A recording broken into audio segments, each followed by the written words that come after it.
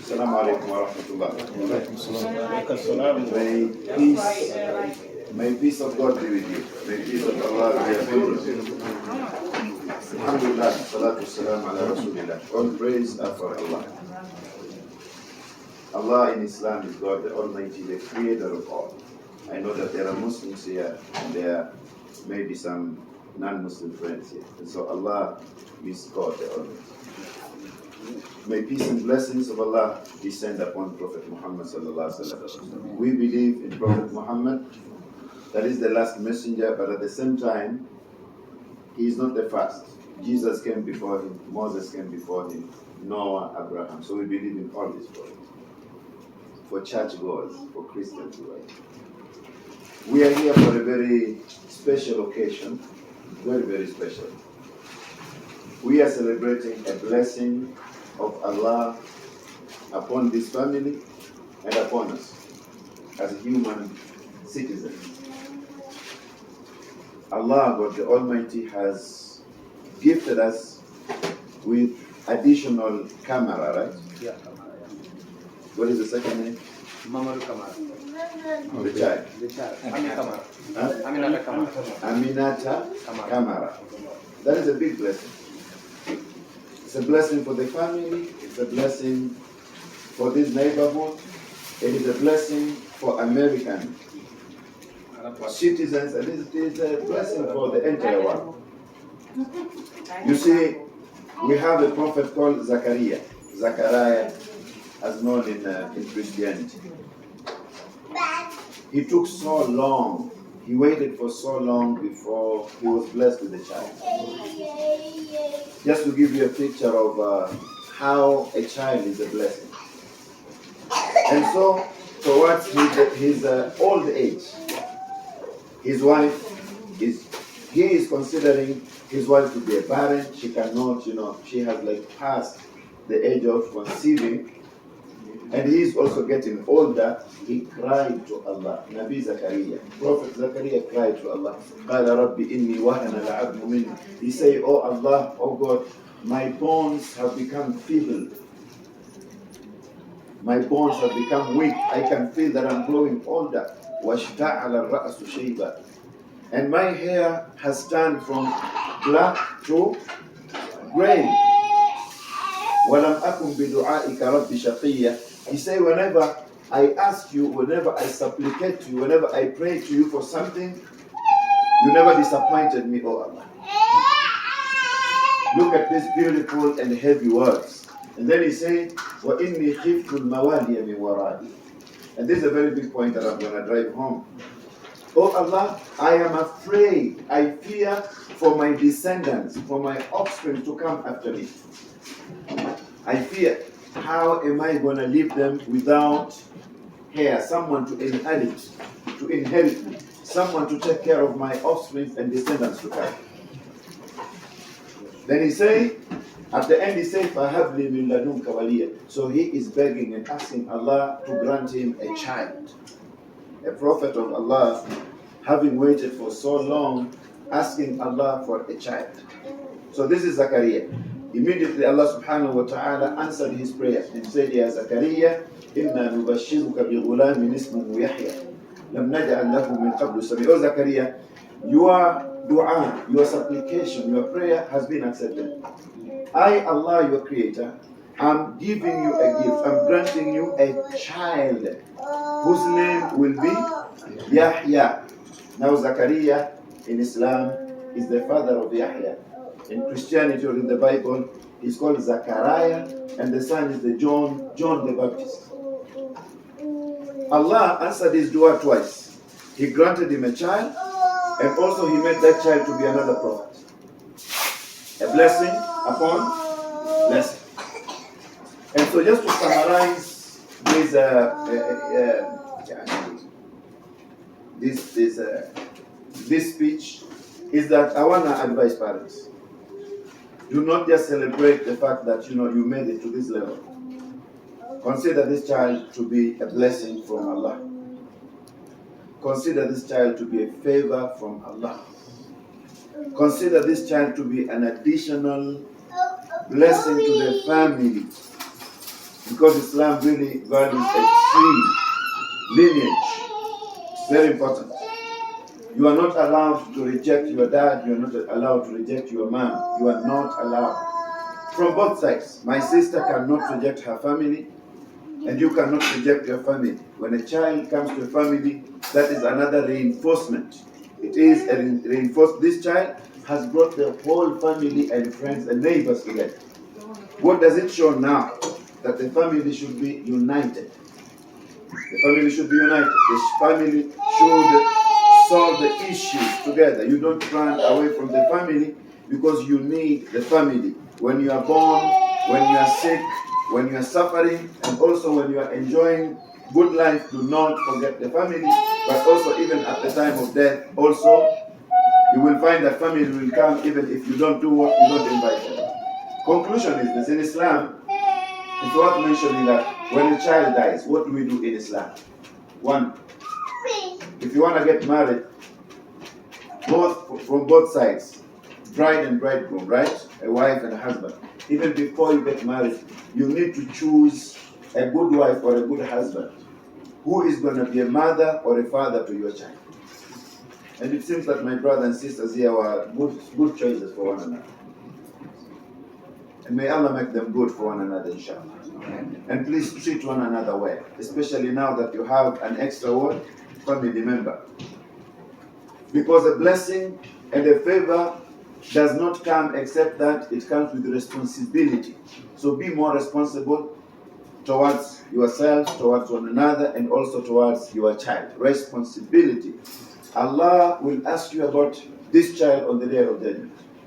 Does that make sense? It's not all about what you fed this child, but Allah is going to ask you about this blessing on the day of Qiyamah. So this child automatically has her rights upon both of you.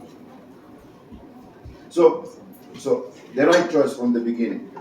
In Islam, when your wife has conceived, you need to be more caring and more careful and more kind to her than even before.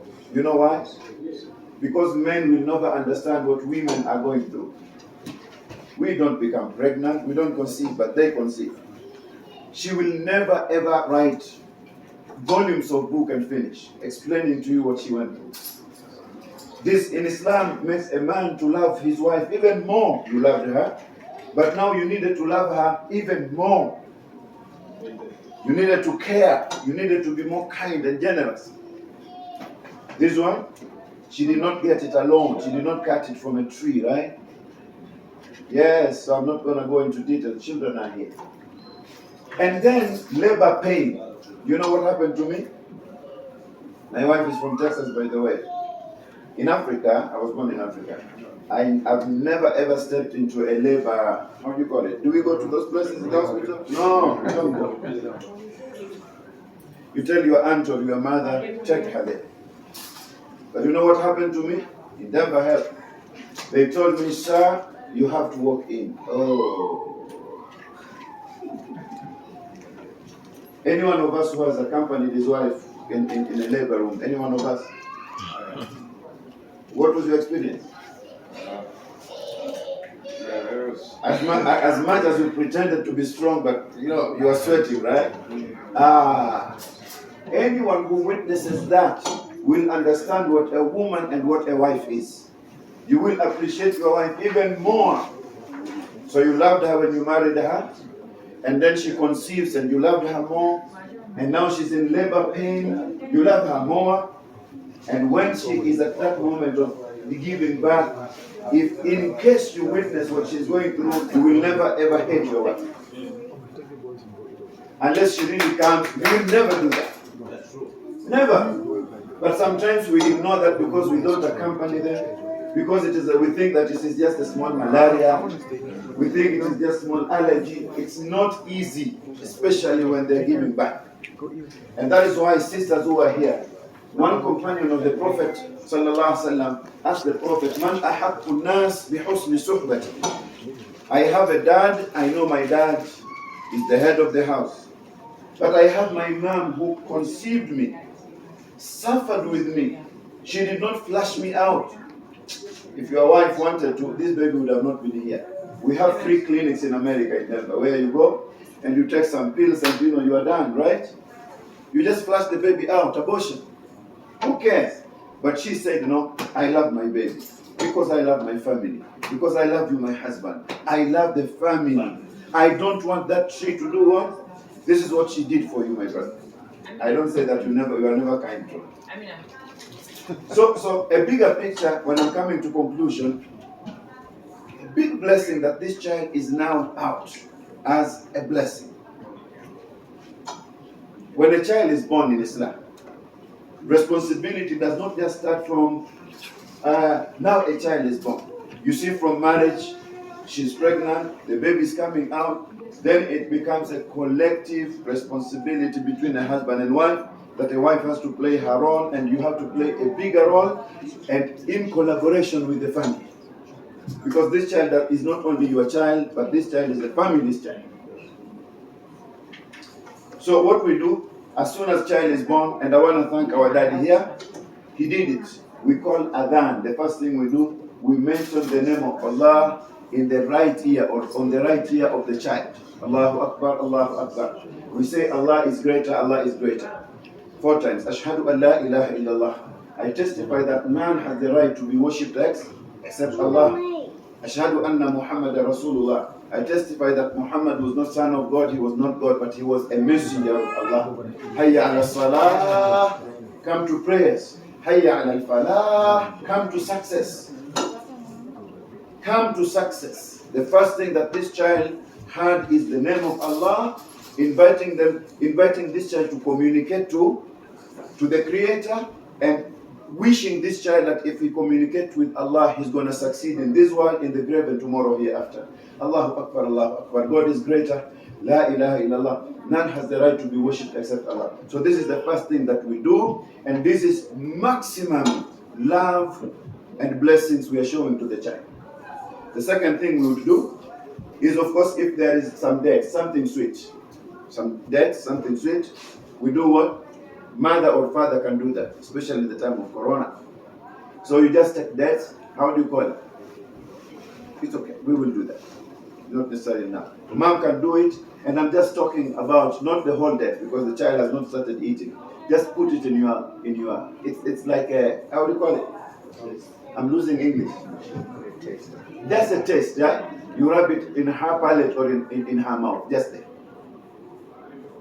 Right. Number 3. This child deserves dua, prayers. And Father has made dua, and we are also going to pray for the child more. Number 3. Number 4, if the child is a male child, in Islam, we do circumcise children.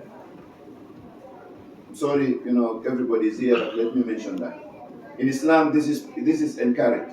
It can be from 7th day, but if you feel that maybe a baby is a little bit younger and there can be some complications, you can delay, but don't delay it too much. It's good to do it earlier when the child is still young. In the hospital, it's very easy. Within a week or so, the child is healed. But we don't do that to baby girl. We don't do that. And then there is concept of shaving the hair. In Islam, we only shave, many Muslims don't know this, we only shave a male child's hair, all of it. A baby girl, we don't shave. You can only take maybe, just as a symbol. But a baby boy, from day 7, we do shave all their hair. We do that. Because, this child was in there, just like we are washing the body. So this is also a procedure. And last thing is we do what is called Aqeeqah. You know Aqeeqah? We slaughter a goat or a sheep for a male child or female child, or you can even sacrifice more, 2 for a male child. So you sacrifice something, listen, you sacrifice it in the name of Allah, but also you want to do this because it is a protection for this child that many people will eat from this meat and they will pray for. It is a form of charity that you want to give. Now you can imagine, if they say we give gold, some people may not afford gold, but goat and sheep is everywhere in the world.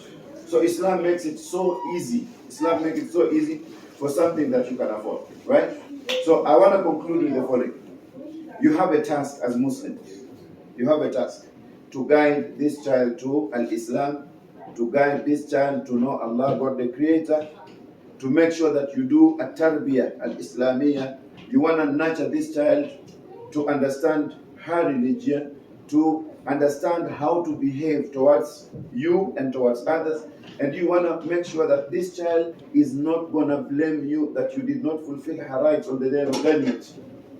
From education to health to mental to psychological to physical to economy, as you celebrate, you need to know that you have added another chain of responsibility on your neck. You either untie it or you either do what? Do not let this child get lost. Do not punish this child. I'm not so talking of punishment of discipline, but I'm talking about do not just receive this child without being responsible. And so I think this is enough, right? It's enough, right? Sister, love your husband, right? Brother, love your husband. And I'm requesting you to love the families. May Allah subhanahu wa ta'ala bless all of you. May Allah make Camara Aminata.